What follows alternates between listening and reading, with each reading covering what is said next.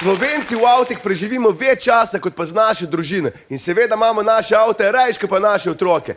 Kultura vožnje pa je tako slaba, da bi mislil, da ima na čest Ministrstvo za kulturo.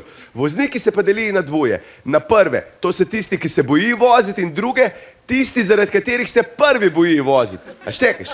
Smo edini narod, ki brez problema naredi prostor za rešilca, ampak to samo zato, da lahko kar se da hitro za njemu peljemo.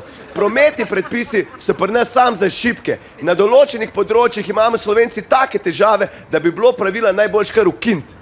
Za začetek pozabo na pasove, levi, desni, varnosti, nema više. Od zdaj naprej so vsi sam prehitevalni. Ne rabimo širiti obvoznice, če lahko zožemo možnost preživetja. Manj vozniku, manj gužve.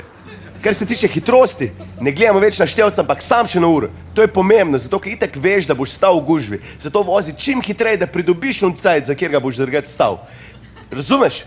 Omejitve so samo v glavi. No ja, pa v Avstriji. Krožna križišča oziroma kraj, kamor pride žmigovci umret. Vsak izvoz je tako, kot je epizoda Masterchefa. Ne veš, kdo gre ven. In je že kdaj kdo šel v notranji pas? Upam, da ne. Menda ne priješ ven razen, ko ti belcina zmanjka. In ko se končno eno stal, se vstal sam zato, da ti fakiča stisne.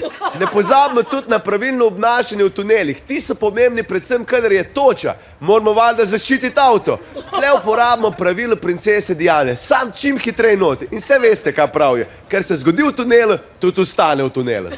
Od napisov in brez predpisov se od vas poslavljam Gašper. Ne pa pozabi to, kar je rekel tovariš Karlin.